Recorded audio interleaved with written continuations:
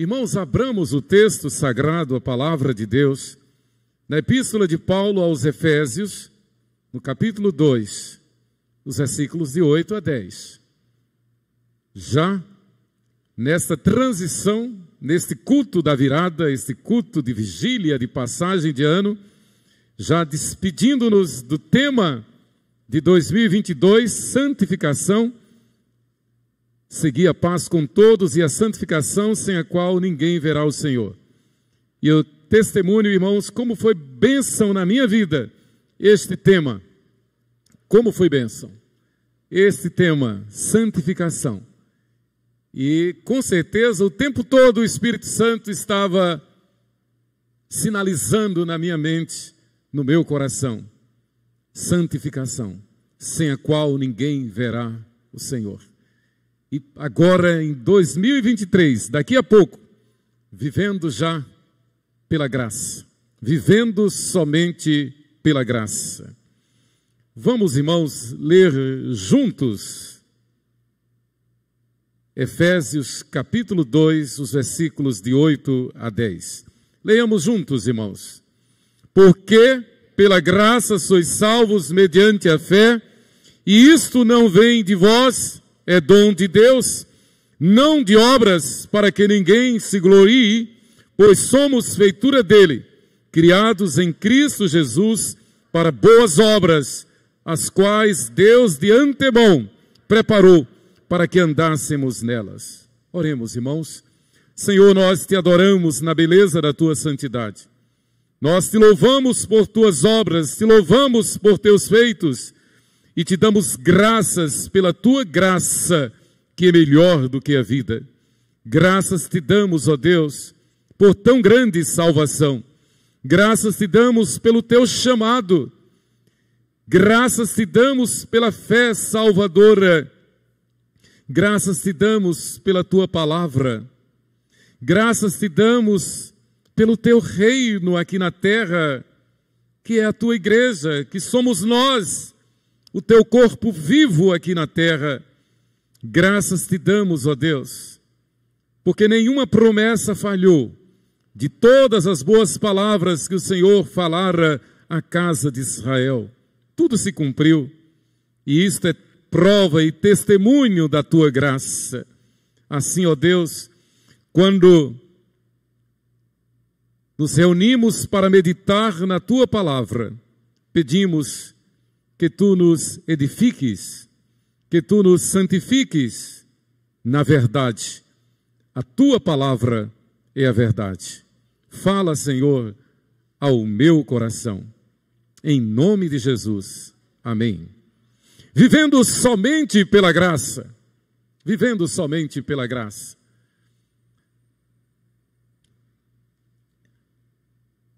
O que levou, na verdade, a base que levou o monge, professor da Universidade de Wittenberg, na Alemanha, o doutor Martinho Lutero, a encetar a campanha que redundou, que culminou na reforma protestante do século XVI, da qual nós somos filhos, a qual nós devemos a nossa salvação, o nosso chamado. Não tivesse havido a reforma protestante do século XVI, certamente, possivelmente, nós não teríamos conhecido o Evangelho. Coisa de Deus, obra do Espírito Santo. Concordo plenamente com o nosso professor, reverendo Otton Guanais Dourado, quando dizia que depois do Pentecostes, a reforma protestante do século XVI foi o maior avivamento do Espírito Santo, o maior movimento do Espírito Santo. E foi justamente meditando na graça, um dos 5 pontos capitais que os reformadores entenderam, compilaram como a coluna mestra da reforma, foi justamente meditando sobre a graça.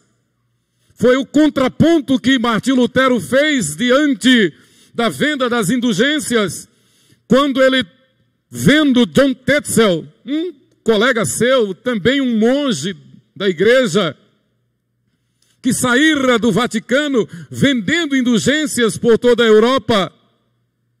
E nós conhecemos a história. Dizia-se que quando tilintava no fundo do gasofilácio uma moeda, uma alma saía do purgatório e ia direto para o céu. Era a venda das indulgências, e as pessoas compravam a salvação, compravam em seu nome, compravam no nome de terceiros. Martim Lutero, conhecedor da palavra, ele disse: não, está tudo errado. A salvação não se compra, a salvação não depende de quem quer, a salvação é obra de Deus, e ela é pela graça. Somente a graça, um dos 5 solas da reforma. Somente as Escrituras, somente a graça, somente a fé, somente Cristo e glória, somente para Deus. Queridos, quando nós nos lembramos da palavra, quando nós meditamos na palavra, nós podemos nos lembrar de testemunhos como, por exemplo, o de Abel. Abel, o irmão de Caim, filhos de Adão e Eva. Abel viveu somente pela graça, diferentemente de Caim, que viveu na carne, viveu na força do seu ego. Abel viveu somente pela graça. Nós vamos encontrar adiante, por exemplo, José de Israel. Eu não gosto de chamar José do Egito, ele nunca foi do Egito, ele foi de Israel o tempo todo, filho de Israel, coluna de Israel, um dos patriarcas de Israel. Então José de Israel lá no Egito, toda a história, toda a trajetória de José, nós podemos concluir que foi um homem que viveu somente pela graça. Ele não levou em consideração o seu ego, ele não levou em consideração o que faziam contra a sua pessoa, ele não levou em consideração as seduções terríveis, como por exemplo, da bela mulher de Potifar. Ele que, como o texto sagrado diz, era um moço bonito, um moço elegante, um moço de porte, de formoso porte, mas ele não se deixou levar pela sedução, porque resolvera viver somente pela graça. Nós encontramos tantos outros testemunhos. Esther, a rainha lá na Pérsia, sabendo que qualquer pessoa que adentrasse a antessala do trono do rei seria condenada à morte sem que houvesse sido chamada. Ela, vivendo pela graça e pelo temor ao Deus de Israel, ao nosso Deus, ela resolve enfrentar aquela situação de morte. E ela dissera antes ao seu primo e pai adotivo, Mordecai: eu vou, se perecer, pereci. É o testemunho de alguém vivendo somente pela graça. Nós vamos encontrar na Babilônia também Daniel, Misael, Ananias, Azarias, esses servos de Deus, que a despeito de toda a tentação, de toda a sedução da Babilônia, a maior potência do mundo na sua época, potência em todos os sentidos, na cultura, no comércio, na economia, na política. E lá estavam aqueles jovens atléticos, formosos, belos, elegantes. Mas a Bíblia diz que eles não se deixaram contaminar pelas finas iguarias do rei da Babilônia. Eles resolveram, eles entenderam que o que vale na vida é viver somente pela graça. Somente pela graça. Queridos, foi assim que, em contraste com a maioria dos discípulos, percebam, a maioria dos seguidores de Jesus abandonaram Jesus. Abandonou Jesus, a maioria abandonou. E dizia essa maioria, aquela maioria dizia: duro é esse discurso, o sermão de Jesus é muito duro, quem poderá seguir, quem poderá obedecer? E abandonavam, deixavam, a ponto de Jesus, olhar para os que ficavam e perguntar: e vós, porventura, não quereis também segui-los? E os fiéis permaneciam, porque resolveram viver somente pela graça. Aqueles que acharam o sermão de Jesus duro, pesado, na verdade, eles estavam querendo viver pela sua força, pela sua vontade, pelo seu eu, pelas circunstâncias deste mundo. Diferentemente daqueles que perseveraram, permaneceram, seguindo o duro discurso de Jesus, porque resolveram, entenderam que o que vale na vida diante de Deus é viver somente pela graça. Nós não temos dúvida alguma, nós temos consciência de que o que temos, o que somos, os nossos dons, os nossos talentos, como nós cantamos no início do culto, é tudo pela graça, é obra da graça, como o belo hino que Mônica cantou agora. É somente pela graça. Nós falhamos, nós esquecemos de orar, nós negligenciamos a leitura da palavra, nós reconhecemos as nossas falhas, os nossos erros, nós reconhecemos a nossa pecaminosidade, mas ao mesmo tempo o Espírito Santo nos lembra: vocês não foram chamados a viver por vossa vontade, vocês foram chamados a viver somente pela graça do Senhor. O que nos sustenta, o que nos anima, o que nos dá esperança, o que nos dá perseverança, o que gera em nós a motivação para a santificação é a graça do Senhor. O que faz com que nós leiamos a palavra e entendamos a palavra é a graça do Senhor, é a misericórdia do Senhor. Queridos, foi assim que, embora a grande maioria dos cristãos se calasse, embora a grande maioria dos cristãos se calasse diante das terríveis heresias e injustiças, isso desde o primeiro século. Basta lembrar da história de Constantino, 350 depois de Cristo, ano 350, aquela forjada conversão de Constantino, e entra para a igreja e traz para dentro da igreja todo o paganismo romano, toda religiosidade, todo o misticismo, toda a idolatria de Roma. E então a igreja de Roma se afasta da graça e passa a viver conforme o presente século. O remanescente que permaneceu, sobreviveu nas catatumbas, sobreviveu como igreja perseguida durante mais de 1000 anos, até a reforma protestante do século XVI. Aquela igreja pomposa, aquela igreja cheia de vanglória, já de há muito se afastara da graça do Senhor.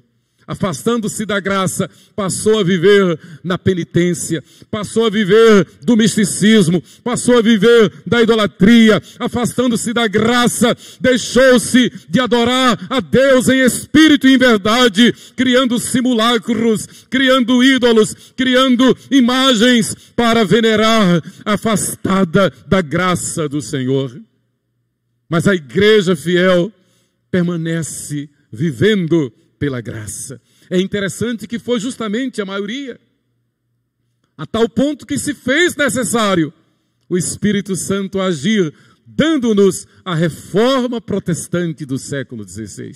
Quando nós lemos a história da reforma, nós vemos quantos irmãos nossos foram martirizados, quantos irmãos nossos foram martirizados, condenados. Caso, por exemplo, como o de John Wycliffe, que mesmo depois de ter sido condenado à morte, anos depois, exumaram os seus restos mortais e tocaram fogo.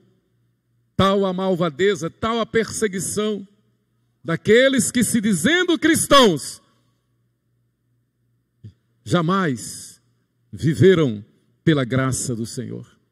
Queridos, ser chamado a viver pela graça é ter consciência de que o Senhor nos basta. Foi exatamente Dessa forma que o Senhor respondeu ao apóstolo Paulo, quando Paulo lamentou a aflição, quando Paulo lamentou o sofrimento, quando Paulo lamentou o espinho na carne. E quantas vezes nós temos passado por aflições tal qual o sofrimento de um espinho na carne. E assim como Paulo, nós podemos lembrar, nós podemos entender, nós podemos ouvir a voz do Senhor a dizer-nos: a minha graça te basta. O meu poder se aperfeiçoa na fraqueza. Então descanse no Senhor. Espera nele. Confie nele.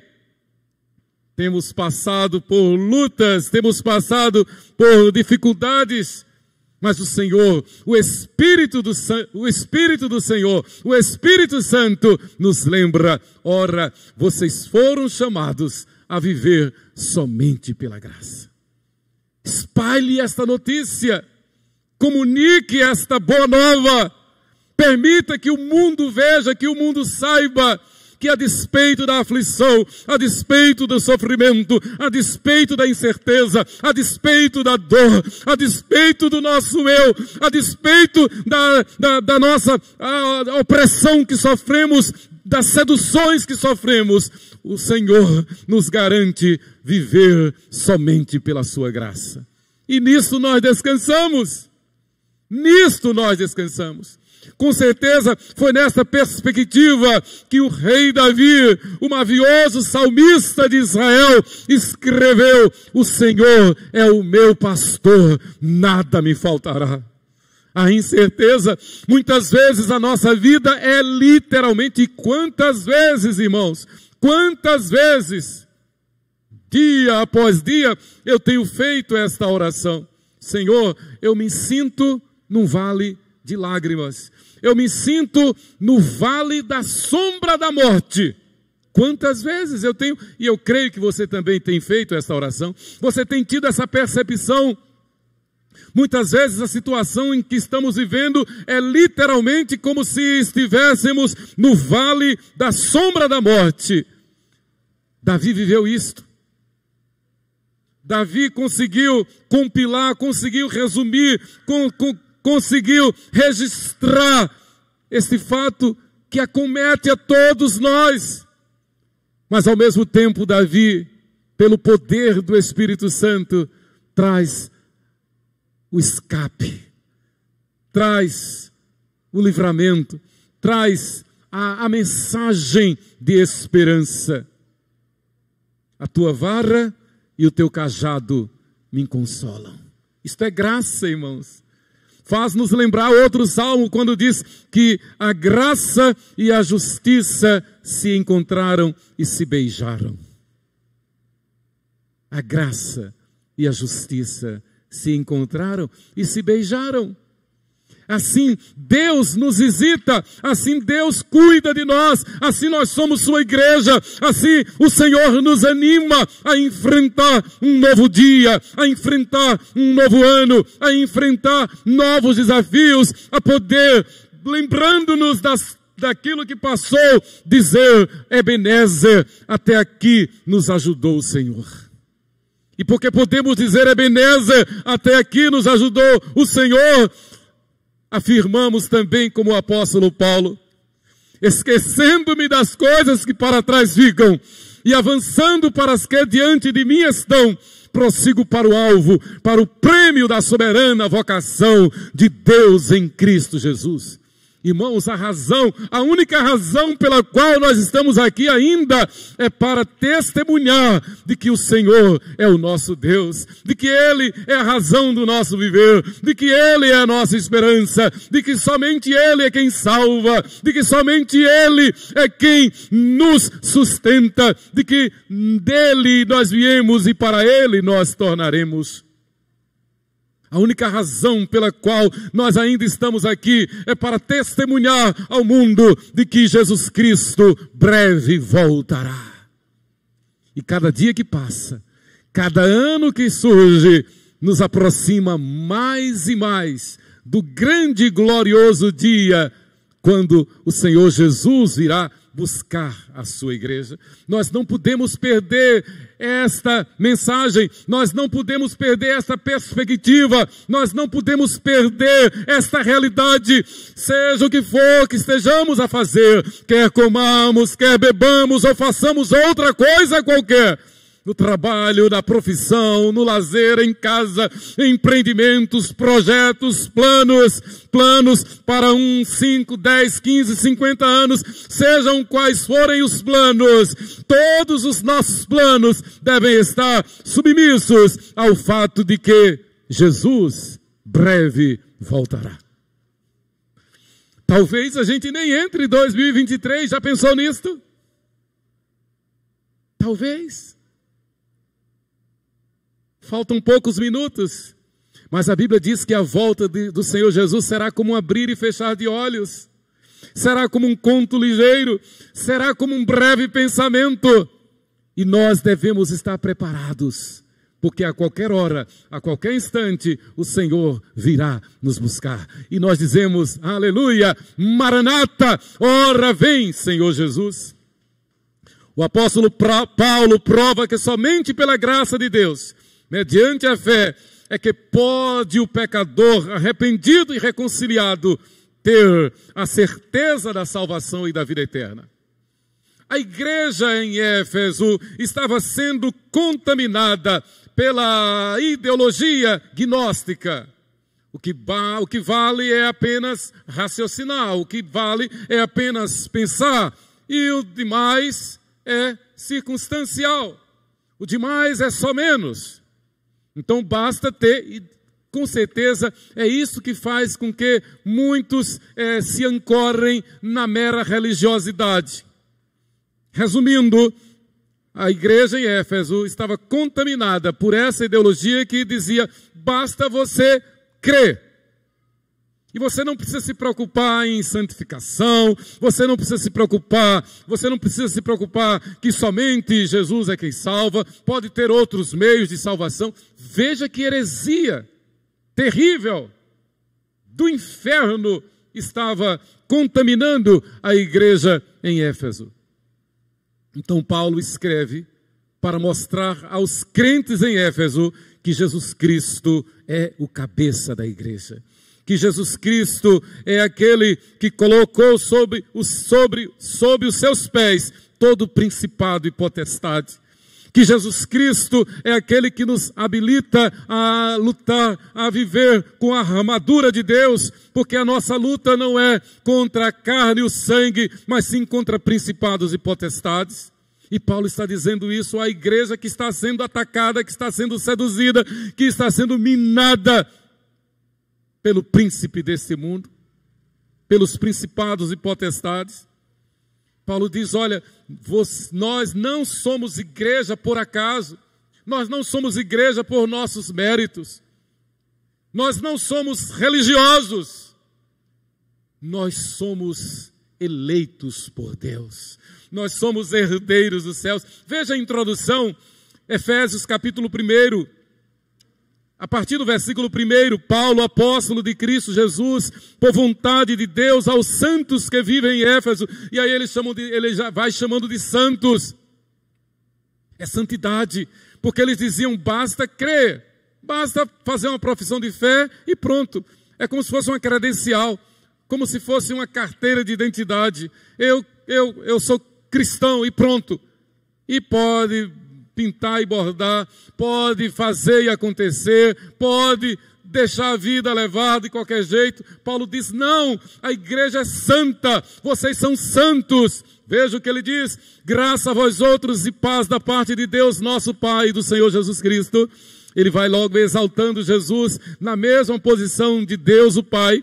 Bendito Deus e Pai de nosso Senhor Jesus Cristo, que nos tem abençoado com toda sorte de bênção espiritual nas regiões celestiais em Cristo. Paulo vai logo mostrando as credenciais daquele que foi chamado pela graça, daquele que foi chamado para ser santo. Paulo diz, esta é uma obra não nossa, esta é uma obra não de homens, esta é uma obra exclusiva de Deus para a glória dele. E nós somos chamados a viver nas bênçãos espirituais, nas regiões celestiais em Cristo, assim como nos escolheu nele antes da fundação do mundo, para sermos santos e irrepreensíveis perante ele em amor, nos predestinou para ele, para a adoção de filhos, por meio de Jesus Cristo, segundo o beneplácito de sua vontade, para o louvor da glória da sua graça, que ele nos concedeu gratuitamente, como dizia o nosso professor de grego, é de graça mesmo, é pela graça mesmo. Aqui eu faço um parênteses. Então, somente depois da reforma, depois da contra-reforma, é que surgiu o teólogo holandês Armínio, dizendo, ora, a salvação é também pelos méritos humanos. O arminianismo. E aí ele levantou a questão do livre-arbítrio. Livre-arbítrio a gente tem para resolver coisas nossas, humanas, materiais, carnais. Mas para a salvação, o homem perdeu o livre-arbítrio como sentença decretada por Deus. Toda alma que pecar certamente morrerá. Gênesis capítulo 3. Perdeu o livre-arbítrio para a salvação. Que heresia! Não existe essa coisa. Eu posso escolher, eu posso não escolher, eu posso aceitar, eu posso não aceitar. A salvação não é pelo mérito humano, a salvação é pelos méritos exclusivos de nosso Senhor e Salvador Jesus Cristo. Sem Ele não tem salvação.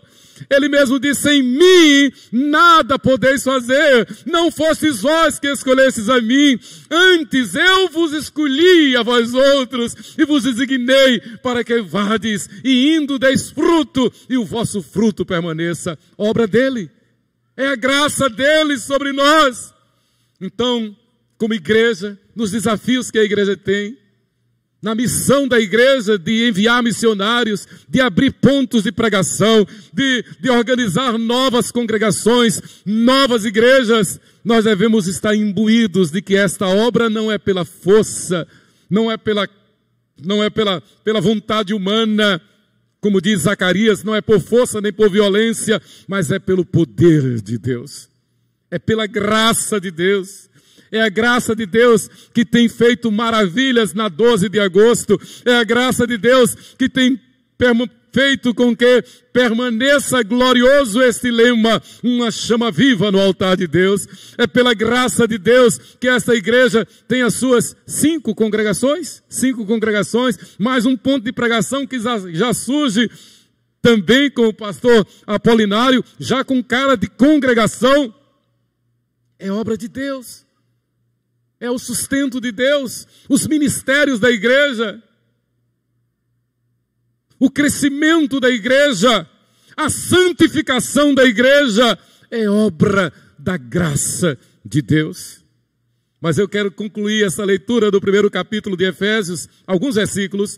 Então, o versículo 6, para louvor da glória de sua graça, que ele nos concedeu gratuitamente no amado, no qual temos a redenção pelo seu sangue, a remissão dos pecados, segundo a riqueza da sua graça, que Deus derramou abundantemente sobre nós, em toda a sabedoria e prudência, desvendando-nos o mistério da sua vontade, segundo o seu beneplácito. Beneplácito é graça também, do seu beneplácito que propuser em Cristo, de fazer convergir nele, na dispensação da plenitude dos tempos, todas as coisas, tanto as do céu como as da terra. Nele digo, no qual fomos também feitos herança, predestinados, segundo o propósito daquele que faz todas as coisas, conforme o conselho da sua vontade, a fim de sermos para louvor da sua glória. E eu amo essa palavra.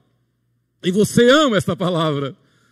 A fim de que sejamos para o louvor da sua glória, nós, os que de antemão esperamos em Cristo, em quem também vós, depois que ouvistes a palavra da verdade, o evangelho da vossa salvação, tendo nele também crido, fostes selados com o Santo Espírito da promessa, isto é graça, o qual é o penhor da nossa herança, até o resgate da sua propriedade, em louvor da sua glória.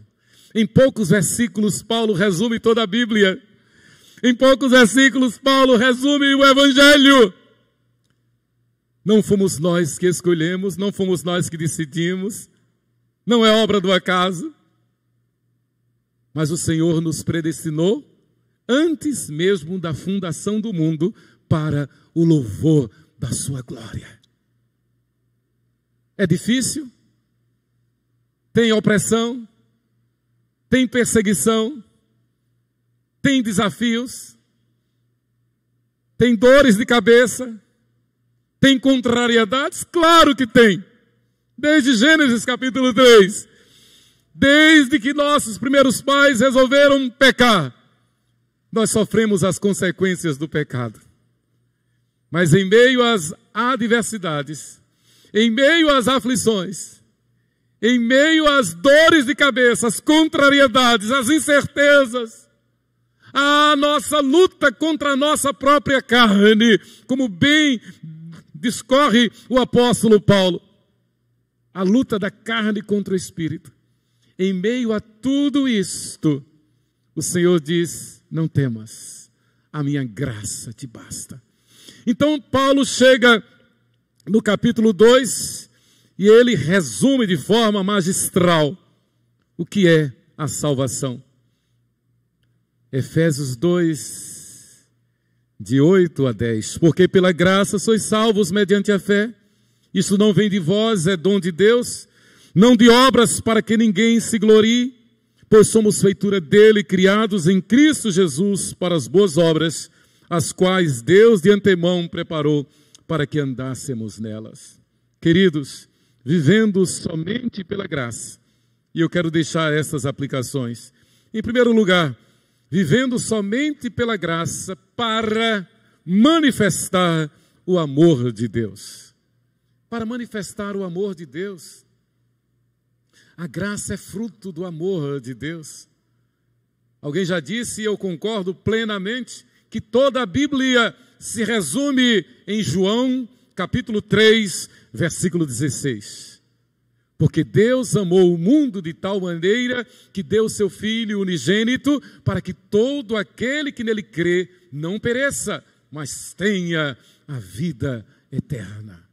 É o amor de Deus. E a graça nos alcança, a graça nos dá a certeza da salvação em Cristo Jesus, exatamente para que nós manifestemos o amor de Deus. O Evangelho é o amor de Deus.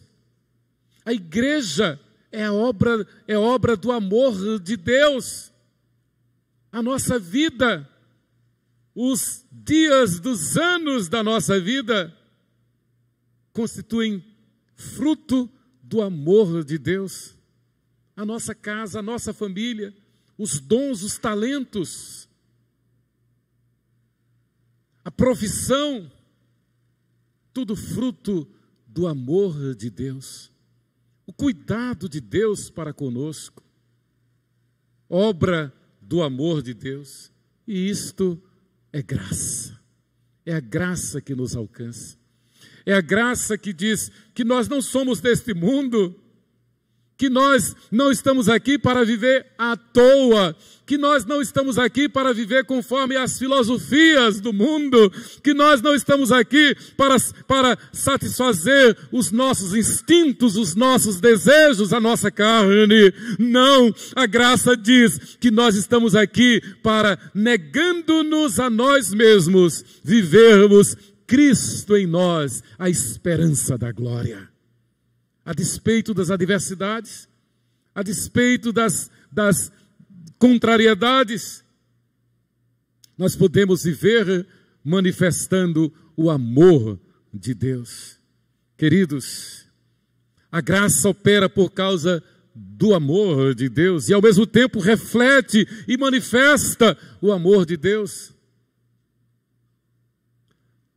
A gente gosta de, andando, ver as belezas da natureza. E não tem coisa mais linda, né? O salmista, ele resumiu isto de forma magnífica quando diz: os céus proclamam a glória de Deus e o firmamento anuncia as obras das suas mãos. Mas, queridos, percebam que apesar de todo o glamour da natureza, de todo o portento da natureza, de toda a beleza, de todo o esplendor da natureza, ela não se compara ao poder, à glória, à beleza de uma vida nas mãos de Deus. De uma vida que testifica do Evangelho do Senhor Jesus. Basta lembrar que nosso Senhor Jesus diz que uma alma vale mais do que o mundo inteiro. Uma vida nas mãos de Deus, ser testemunha do Evangelho, ser um ganhador de almas, isto vale mais do que o mundo inteiro, vale mais do que toda a beleza, todo o esplendor da natureza. E trazendo para a nossa realidade, saber que somos a igreja do Senhor Jesus. Olha, a natureza é linda, né? Já falei, mas não tem nada mais belo no mundo do que a igreja do Senhor Jesus. O Senhor a chama de a menina dos meus olhos. Ele a chama de sua noiva. E ele ainda diz que está ataviando, adornando, preparando, embelezando, santificando esta noiva que resolveu viver somente pela graça. Lembremos-nos de antes da nossa conversão. Alguns tivemos o privilégio de nascer num lar cristão, filho de pais, neto de avós cristãos já, alguns já presbiterianos, né? Mas independente de ter nascido ou não num lar cristão, fomos alcançados pela graça. E esta graça, como diz o salmista, ela é melhor do que a vida. E esta graça nos alcançou para que nós vivamos refletindo o amor de Deus. Agora, à tardezinha, recebi mais uma mensagem do nosso pastor, reverendo Messias Anacleto Rosa. Ele sempre manda no Natal e Ano Novo. E nesta mensagem de hoje, ele dizendo da alegria, da honra de haver sido escolhido para ser pastor da noiva de Cristo. Isto é obra do amor de Deus na minha vida. Seja pastor, seja ovelha, somos obra do amor de Deus. Isto é graça sobre graça. Paulo, então, diz a igreja que estava sendo contaminada por aquela heresia do racionalismo. Ela ainda existe hoje, o chamado racionalismo cristão, que basta crer e não precisa se preocupar com santidade. Paulo diz, não, nós somos predestinados para ser santos. Paulo resolve essa questão. Primeiro, só existe um a quem se deve adorar e segui-lo como único Senhor e suficiente Salvador, é Jesus Cristo. Isso nos basta, isso nos alegra. Não tem anjo, nem santo, nem qualquer outro ser que possa ser venerado, adorado e que possa interceder por nós diante de Deus Pai. É só Jesus Cristo. Isto é graça. E isto pelo poder do Espírito Santo que opera em nós. Veja como Deus tem cuidado de nós. Foi Ele que nos escolheu antes da fundação do mundo. Foi Ele que nos resgatou lá na cruz do Calvário, morrendo pelos nossos pecados, ressuscitando ao terceiro dia. É Ele quem nos convence do pecado, da justiça e do juízo pelo Espírito Santo que Ele enviou. É Ele quem nos faz entender, quem traduz para nós a palavra, porque sem a mediação do Espírito Santo ninguém entenderia a Bíblia.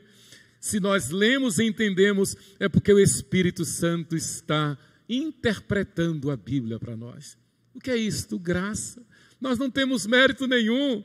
E queridos, a igreja, o Senhor nos dá estes dons justamente para que a igreja marche, para que a igreja se consagre, para que a igreja se santifique, para que a igreja cumpra o seu papel missional, para que a igreja cumpra o seu papel de ser sal da terra, de luz do mundo e luz do mundo, para que a igreja seja missionária para a glória de Deus. Que continuemos sendo essa igreja missionária. Que continuemos sendo essa igreja operosa, que continuemos sendo essa igreja onde vemos, como há pouco aqui, nos irmãos que tomaram posse, crianças, adolescentes, jovens, adultos, todos engajados, todos trabalhando para o progresso da obra, para exalar o amor de Deus a este mundo perdido. Para que possamos ouvir testemunhos como o de Tânia, que disse: eu vim e vim para ficar. Eu vim e quero continuar, quero caminhar com vocês. Mas em segundo lugar, irmãos, a igreja existe, aliás, vivendo somente pela graça, para proclamar a salvação em Cristo Jesus. Manifestar o amor de Deus, mas para proclamar a salvação. Eu estou acompanhando o trabalho, o belíssimo trabalho da APEC, que começou uns 2 meses atrás aqui, o projeto Emanuel, culminando aqui no Natal, Emanuel, Deus conosco. E eu estou vendo o testemunho de tantos irmãos, tantas irmãs, fazendo classes de boas novas, classes de evangelização, e tantas crianças na nossa cidade sendo alcançadas pela graça de Deus, através do trabalho da APEC. Quando nós vemos o trabalho do nosso departamento infantil, tão bem retratado aqui na cantata do Natal, do departamento infantil, quando nós vemos as crianças engajadas, envolvidas nas classes bíblicas, no culto infantil, nós podemos dizer: a igreja está cumprindo a sua missão. Mas quando nos lembramos de que nossos missionários estão lá fora, em outros países, em outros lugares, nós também dizemos: a igreja está cumprindo a sua missão. É exatamente o que Paulo diz: não de obras, para que ninguém se glorie. Nós não compramos a salvação, nós não fizemos nada para obter a salvação, apenas fomos agraciados, apenas fomos alcançados pela graça, e por isso nós levamos avante a mensagem da salvação. Queridos, e vivendo somente pela graça, para completar o número dos salvos, e então a volta do Senhor Jesus Cristo. Cada dia que passa, cada ano que surge, repito, nos aproximamos mais do reencontro com o Senhor Jesus. Do dia glorioso em que o Senhor virá buscar a sua igreja. Ano de 2023 significa: Jesus está voltando. Estamos mais perto, estamos bem perto de descansarmos das fadigas deste mundo, de libertar-nos das agruras deste mundo, dos horrores deste mundo. Mas preste atenção, saber que Jesus está voltando absolutamente não significa nenhuma perda. Pelo contrário, nada neste mundo pode ser comparado à glória da vida celestial. A Bíblia diz que nem olhos viram, nem ouvidos ouviram, nem jamais penetrou no coração humano o que Deus tem preparado para aqueles que o amam. Então a graça de Deus derramada sobre nós nos habilita, nos encoraja, nos capacita a testemunhar, a compartilhar uns com os outros, em nossas reuniões, em nossas conversas, em nossos bate-papos, que Jesus está voltando. A orarmos mais, a nos consagrarmos mais, porque Jesus está voltando. Esta deve ser a ordem do dia na vida de cada crente, na vida de cada família cristã. Jesus está voltando. Paulo diz: pois somos feitura dele, criados em Cristo Jesus. Dele nós vivemos e nos movemos, nele nós vivemos e nos movemos e existimos. Viemos dele e para ele tornaremos. Aleluia. Nem todos podem dizer assim, mas aqueles que foram alcançados pela graça têm todo o direito e dever de dizer: eu voltarei para a casa do Pai. Eu voltarei para a casa do Pai. E ele me anima dizendo que tem preparado mansões para mim lá no céu. Ele nos anima dizendo que é incomparavelmente melhor partir e estar com Cristo do que aqui. Então nada neste mundo deve nos apetecer, nada neste mundo deve nos prender, nada neste mundo deve fazer com que, de alguma forma, nós sintamos saudade deste mundo. Não! Nós estamos aqui nesse mundo só com uma missão: anunciar que só Jesus Cristo salva. Anunciar que esse mundo passarão os céus e a terra, somente não passará a palavra de Deus. E nós estamos aqui sendo edificados na palavra do Senhor, vivendo somente pela graça, para que por nosso intermédio a igreja cresça, para que por nosso intermédio, assim como nós já fomos alcançados, outros também sejam alcançados. Então, palavra de ordem, nesta passagem de ano, envolvamos-nos, irmãos, na igreja do Senhor. Envolvamos-nos nos ministérios da igreja. Digamos como Isaías, o profeta, diante do Senhor, na visão que teve do Senhor no alto e sublime trono. Digamos como Isaías: eis-me aqui, Senhor. E nós parafraseamos dizendo: usa-me a mim. Eis-me aqui, Senhor, usa-me pela tua graça na tua igreja. Que este ano de 2023 seja um ano de serviço. Que este ano de 2023 seja um ano de testemunho. Que este ano de 2023, quem sabe, tenhamos o início da construção do Colégio Presbiteriano de Aracaju. Isto não é utopia. Isto não é utopia. Eu posso dar um testemunho: o presbítero Francisco e Simone, sozinhos, eles começaram, eles fundaram, organizaram e mantiveram por muitos anos o Colégio Presbiteriano Gênesis, na Igreja Presbiteriana 13 de Maio. Assim que nós chegamos aqui, Sheila foi convocada para ser diretora do colégio. E o tempo que Sheila passou como diretora, o colégio teve um novo up, teve um novo crescimento. Então, fruto do Colégio Presbiteriano Gênesis, nós temos doutores formados para a glória de Deus. Então, se um presbítero pôde organizar um colégio, porque nós todos não podemos? E nós precisamos. Eu nunca esqueço de um desafio que a diretora do Colégio Americano Batista nos fez. Pastor Emanuel, o que é que vocês presbiterianos estão fazendo que não tem um colégio aqui em Aracaju? Aracaju precisa de vários colégios confessionais. Semana passada eu fui na formatura de João Gustavo, no Colégio Adventista, e eu fiquei pasmo, fiquei abismado. Eu quase não dormi aquela noite, pensando na beleza do Colégio Adventista. E por providência, no dia seguinte eu recebi o telefonema do diretor do Colégio Adventista, que aí Paulo e Rita levaram Enzo e Sofia para matricular-se.